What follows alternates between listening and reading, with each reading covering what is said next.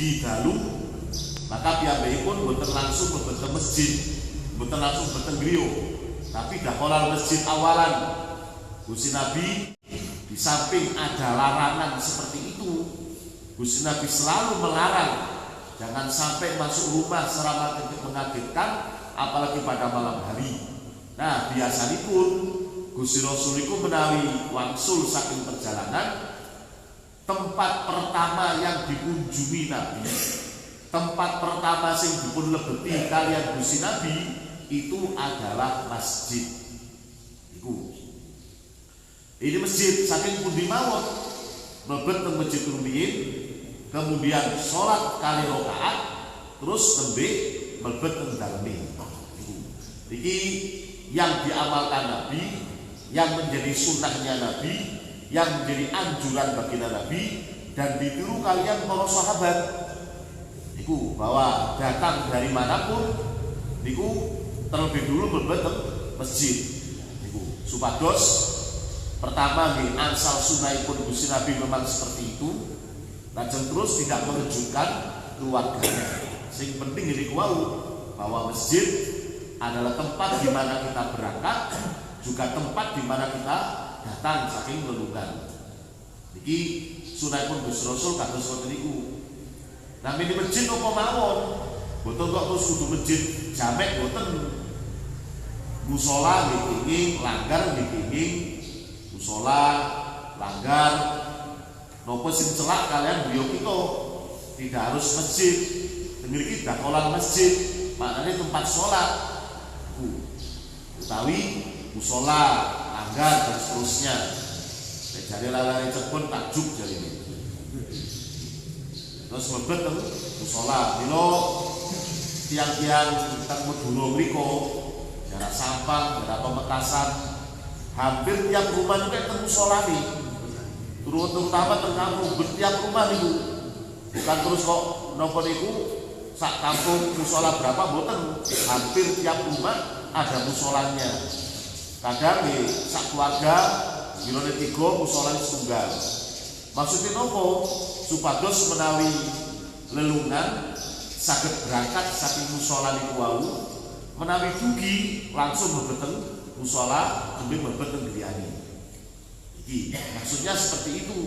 Terus supados keluarga niku terjaga sholat jamaahnya. Menawi panjenengan teng Madura wonten niku mlebet teng Bangkalan pun kita Semerap. Nah, pemandangan kuatah musola, ben omah kada musola cilik-cilik. Maksudnya nopo? Gini wau supados memudahkan nalikane wangsul, nalikane budhalan langsung mlebet teng masjid, teng musala, tembih kemudian mlebet teng griyane. Wa idza dakhala lan ing dalem nalikane manjing sapa musafir, qala ndika sinten musafir, tauban li rabbina auban. Tauban duh Gusti kula nyuwun taubat. Duh Gusti kula nyuwun taubat li rabbina marang pangeran kita, auban kita badhe wangsul. La yughadiru ora ninggalaken sinten rabbuna alaina ing atase kita hauban ing dosa. Hauban ing dosa. La yughadiru ora ninggalaken sapa rabbuna alaina ing atase kita hauban ing dosa. Terus iki termasuk amalan Gusti Nabi, ugi amalan di para sahabat. Nah, kali masuk mereka membaca tauban li rabbina auban. Duh Gusti kula nyuwun tobat dan panjenengan, tauban kelawan tobat temenan. Tobat niku maknane wangsul. Wangsul saking lelampahan dosa, wangsul datang Gusti Allah untuk nyuwun pangapura.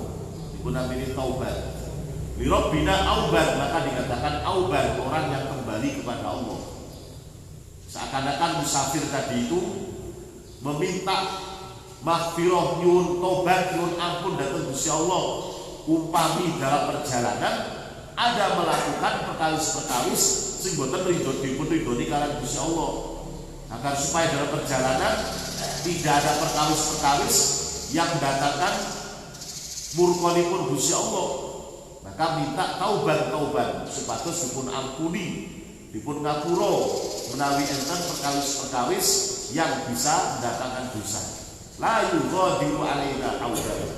Ya Allah, seakan-akan nyuwun, ya Allah, panjenengan sampun menyisakan dosa dalam perjalanan saya ini, sehingga wangsul betul-betul membawa barokah. Wayak bagi lan prayoga apa ayah nilai tonggowo sapa musafir li ahli baitihi marang ahli keluargane musafir wa qaribi lan pira-pira kerabat-kerabate musafir tuhfatan ing tuhfah hadiah min mat'umin saking panganan au ghairihi utawa sakliyane mat'um ala qadri imkani ing atase sak kadar kekongangane musafir bahwa moko utawi ayah mila iku sunnatun sunnah. Faqat ruya moko teman-teman den riwayataken ana sesungguhnya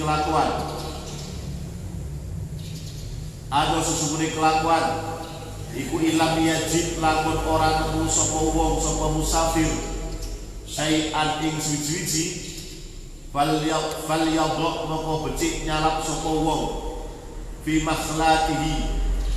makhlatihi ing dalam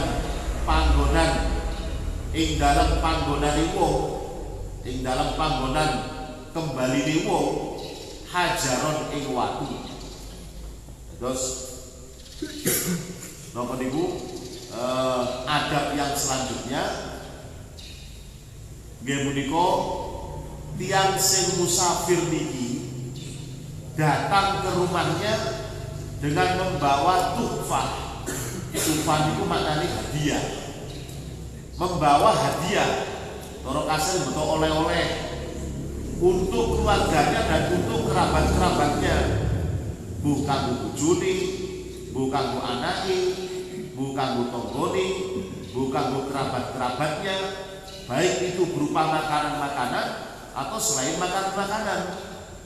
Kisah saking budi mawon sebisa mungkin membawa hadiah, entah niku hadiah yang besar utawi hadiah sing remeh, wis pokoke nyaking ngoten lah niku. Kula imut rumiyin napa niku Abah Jofar Allah yarham. Sehingga niku kula imut masuk saking wajah mampir teng Blayu sandi mepen niku. Kan enten tiyang sadya napa niku? Boten napa niku gulo kacang. Nah, gulo kacang. Nah niku sinten niku yang sing istri sepah. Nggih, niku biasane beto napa niku gulo kacang.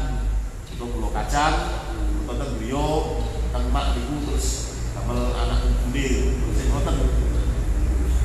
Lha kula kebiasaan kapane Haji Ufar niku tenggiriane mak kula suwun gulo kacang iki. Kula atur saking kesah mboten ampun. Niku salah satu mungkin yang zaman rumiyin sudah disunahkan seperti itu. Mbuh pokoke tekon biae nggo kanggo anak putu anak buyute sesuatu yang bisa dimakan oleh mereka. Walaupun niku tenggriane mungkin enten. Walaupun bukan barang yang berharga, walaupun bukan makanan-makanan yang mewah, tapi lek beto tiang sing saking lelungan niku rasane pun benten. Rasane pun benten, beto jajanan. Teng kampung niku benten jajanan kados ngoten niku. Tapi lek beto saking lelungan iki rasane iki benten. Napa malih misalipun lelungan sing tebih saking haji, saking umroh, saking ziarah wali songo misalipun, maka sangat dianjurkan. Dan ini memang memberikan kesempatan orang-orang Amerika untuk jual beli hadiah-hadiah, utai panganan-panganan yang sifatnya sekedar hadiah. Niki biasanya di tempat-tempat ziarah sampun disediakan. Niku teng Mekah, teng Madinah. Maka ulama menganjurkan nek kalau kita niki dumugi di tempat-tempat yang biasa kita ziarahi, maka diusahakan orang ketang akeh orang ketang titik tumbas barang-barang temriku untuk hadiah oleh-oleh bagi orang-orang di rumah kita. Di mana kali-kali kita tumbas tumbas barang niku wau mboten diniati tumbas mboten, tapi dipun niati sedekah niku. Kita tengampel terus wangsul. Maka niat sedekah damel tiyang sing sadean. Niku aneh ya. Sedekah namung sedodolan. Maksudnya nopo? Kita tumbas jual beli biasa, tawar menawar biasa. Tapi nanti kita niatkan sebagai bagian daripada sedekah. Terus barangnya kita ambil, nah, kita paringaken datang bu anak, bu putu, bu keluarga sebagai bagian daripada matkuman, bagian daripada tuhfah atau niku wau. Niki perkawis yang dilakukan oleh Gusti Nabi, dilakukan oleh para sahabat. Gusti Nabi niku biasanya menawi wangsul saking kekesahan sing dipun aturi supados mapak Gusti Nabi, menjemput Gusti Nabi niku biasanya tiang tiga. Pertama Sayyidina Hasan, Sayyidina Husain. Yang kedua Muhammad bin Ja'far. Sing nomor 3 Usama bin Zaid. Niku lari-lari alih pating kumriyet niku. Sayyidina Hasan, Husain putrane Sayyidina Ali.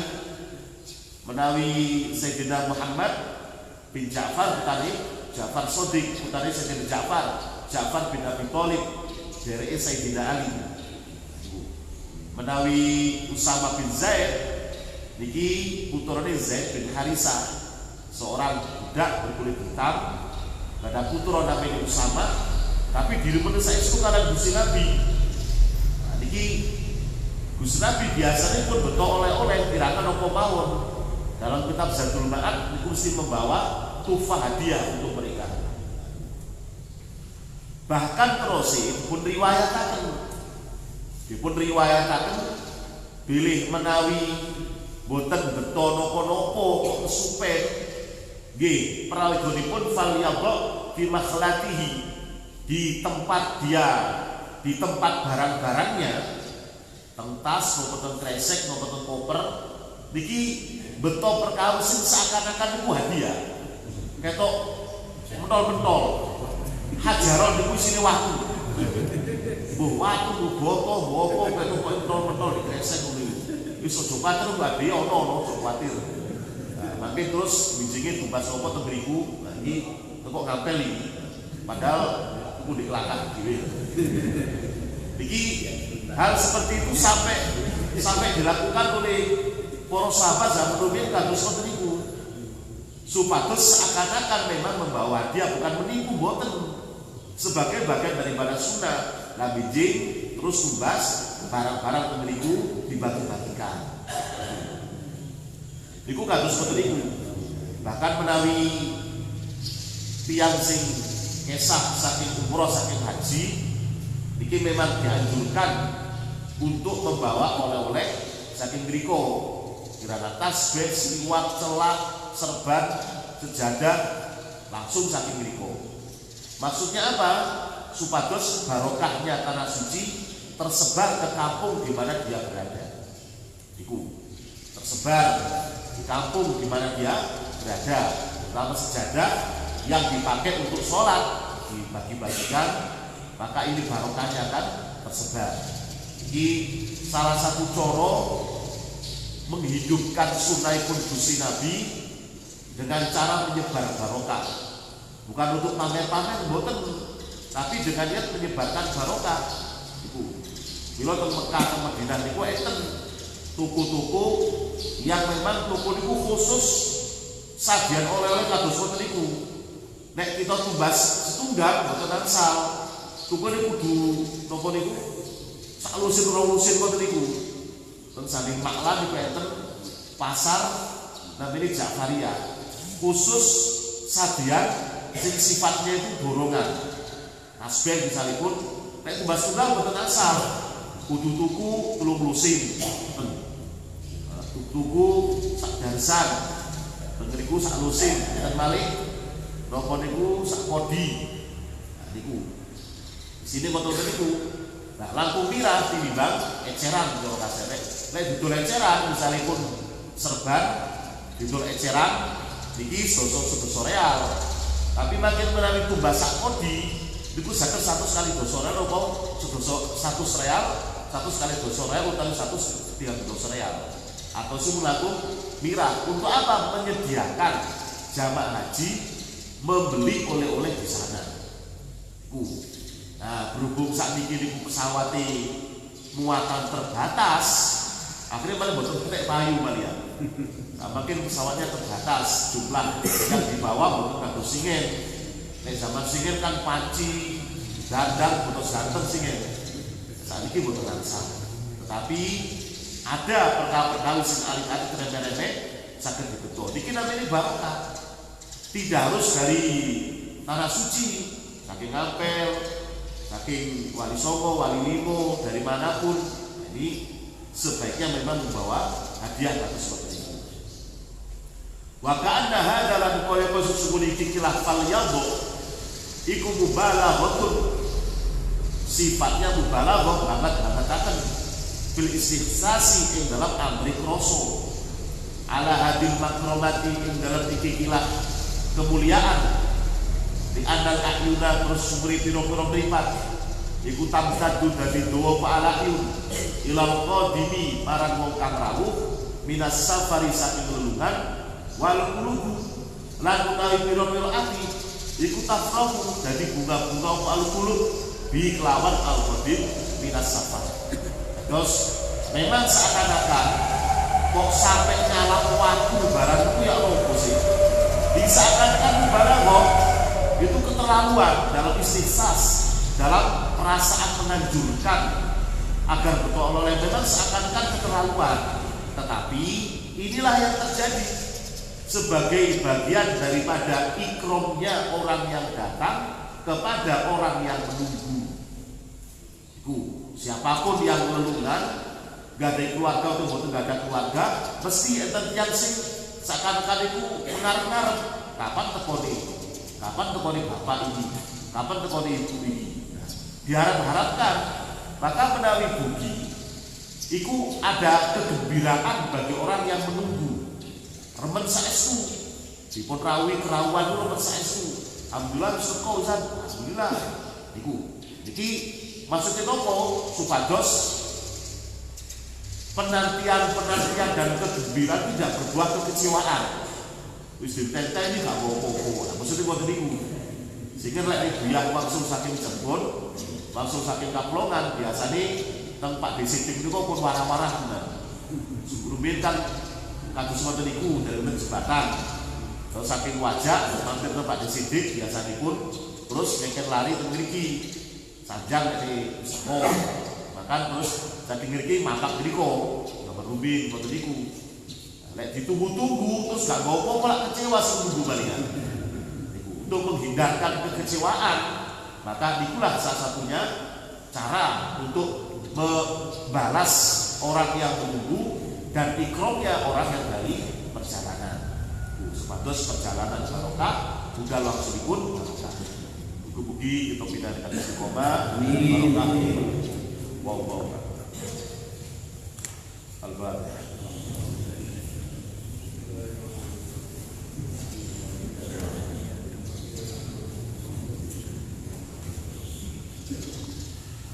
Al-Fatihah.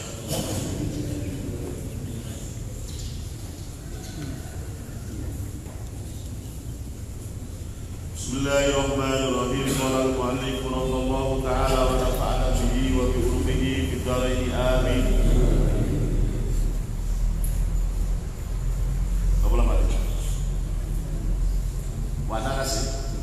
Bismillahirrahmanirrahim. Wa an Anasin lan saking Sayyidina Anas radhiyallahu anhu dari saking Allah sallallahu saking Sayyidina Anas qala ketika sapa Sayyidina Anas qala dawuh sapa Rasulullah sallallahu alaihi wasallam Ubay marang sahabat Ubay bin Ka'ab radhiyallahu anhu dari sapa Allah sallallahu saking Sayyidina Ubay ketika inna Allah sesungguhnya Gusti Allah Azza wa Jalla iku amar wis merintahaken sinten Allah ni ing ingsun an akroa ing yen to maos sapa ingsun alaika ing atase sira lam yakunil ladzina kafaru surat lam yakunil ladzina kafaru Kala ngendika sinten Ubay bin Ka'ab wasamma lan ana to paring asma sinten Gusti Allah ni marang ingsun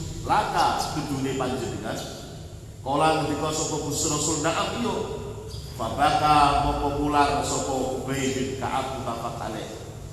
Wa bi riwayat kang meneh baja'ala mongko dadekaken sapa Ubay yakti ing wong kang ular sapa Ubay. Iki enten sahabat namine sahabat Ubay sahabat namine Ubay bin Ka'ab Al-Ansori, termasuk sahabat yang dipun angkat kalian Gusti Rasul sebagai Sayyidul Qurra, sebagai guru qiraah semua sahabat. Sanes Abu Bakar, sanes Umar, sanes Ali, sanes Utsman, sanes, tapi justru malah Sayyidina Ubay bin Ka'ab. Niki seorang Ansor, tiang Ansor mendapatkan kehormatan untuk mengajarkan Al-Quran dan para sahabat. Sampai Gusti Nabi sajak ikra'ul Quran ala qiraati Ubay. Baca Al-Quran seperti yang dibaca oleh Ubay bin Ka'ab. Bila nalikane Sayyidina Abu Bakar kalian Sayyidina Umar mengumpulkan mushaf Al-Quran yang pertama kali zaman Sayyidina Abu Bakar, maka yang pertama kali dipanggil adalah sahabat Ubay bin Ka'ab, Abdullah bin Zaid dan seterusnya dipanggil untuk menyaksikan ayat-ayat mana yang perlu dirangkai dalam surat-surat mana. Ini zaman Sayyidina Abu Bakar dipun tulis dalam satu mushaf yang pertama kali, di samping hafalan-hafalan para sahabat, ugi apa yang diingat ditulis dihafalkan oleh Ubay bin Ka'ab. Lalu Gusti Rasul memang seperti itu. Al-Quran dibaca seperti yang dibaca Ubay bin Ka'ab. Maka suatu ketika Ubay bin Ka'ab pun timbalikan Gusti Rasul. Gusti Rasul saja Ubay, innallaha azza wa jalla amaroni an aqra alaika lam yakunil ladzina kafaru. Ubay bin Ka'ab, Gusti Allah baru saja memerintahkan kepadaku untuk membacakan satu surat dalam Al-Quran, surat lam yakunil ladzina kafaru. Gusti Rasul mau surat sampai sempurna tengah jenenge Ubay bin Ka'ab. Perintahnya Allah kepadaku adalah membacakan surat ini di hadapan kamu. Maka dia kaget, dia seneng. Kaget ya seneng. Itu biasa deh, para sahabat ini kaget tuh dia seneng. Biasanya terus untuk joget-joget kudu ngoten. Suatu ketika Gusti Rasul sanjang, datang Sayyidina Ali, datang Sayyidina Ja'far, datang Sayyidina Zubair yang berkelitu. Gusti Rasul sanjang, Ali, Ja'far, Zubair. Kamu tiga orang ini adalah orang yang betul-betul aku cintai. Maka yang dulu kaget, tuh, leres Gusti Rasul, yo, kamu bertiga adalah orang yang betul-betul saya cintai. Saking senengnya betul sadar, yang dulu ini joget karpe dewi, joget karpe dewi. Alhamdulillah, Gusti Rasul seneng kula, alhamdulillah. Nah, bentuk jogetan yang tiga ini wow, kemudian dipurwasani Zafen. Maka dari sinilah bermula para sadat, para habaib, para aulia itu menunjukkan keremenan dan Gusti Rasul dengan tarian-tarian Zafen. Dengan tarian Zafen sing tariane nopo joget itu modelnya model khusus. Pun rada patek jarang ngene iki. Nek teng kalangan para habaib, para sadat teng Yaman niku kathah. Terus tari nopo niku joget Zafen.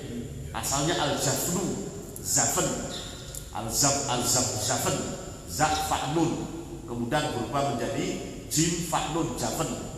Nek wong kelakah Zapenan, itu susah. Asalnya al-Zafen, al-Zafen atau al-Zafen. Wis nek wong kelakah sukuannya wis Zapenan wis. Adiku saking bungae sampai kados ngoten niku. Maka Ubay bin Ka'ab Gusti Rasul kok saestu. Gusti Allah menyebutkan nama saya. Wasamna laka. Loh bener, bukan hanya namamu, bahkan nama bapakmu, bahkan nama kakekmu, bahkan nama nasabmu. Naam, bi ismika wa ismi abika wa nasabika fil mala'il a'la.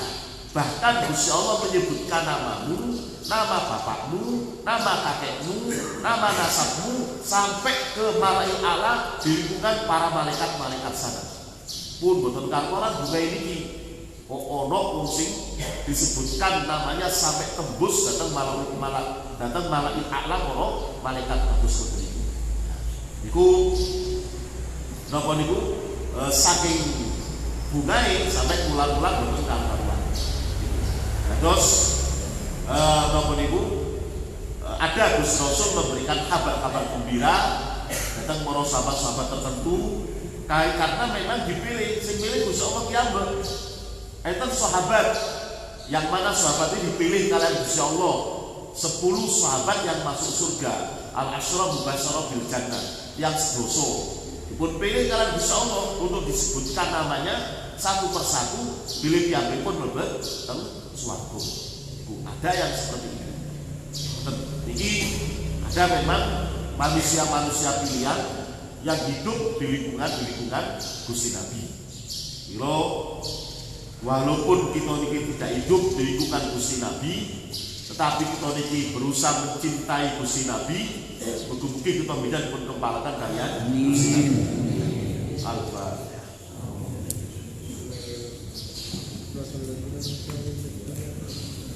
Allahumma shalli ala sayyidina Muhammad walhamdulillahi rabbil alamin. Rabbana zalamna anfusana wa in lam taghfir lana wa tarhamna lanakunanna minal khasirin. Allahumma ighfir dzunubana wastur uyubana wa hdina shalih a'malana. Allahumma inna nas'aluka al-futuh wal ghuluw wa rusuk wa tawbatan nasuh. Allahumma inna nas'aluka as-salah wal falah wal najah wal jannah ya arhamar rahimin. Allahumma inna na'udzubika min jahdil bala wa darkis shiqaq wa syamatatil a'da wa su'il qada ya arhamar rahimin ya arhamar rahimin. Sallallahu alaihi wasallam. Alhamdulillah rabbil alamin. Rabbi fa'al